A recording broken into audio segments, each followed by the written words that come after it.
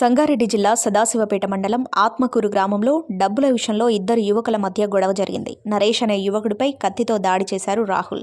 నరేష్కి తీవ్ర గాయాలు కావడంతో చికిత్స కోసం హాస్పిటల్కి తరలించారు.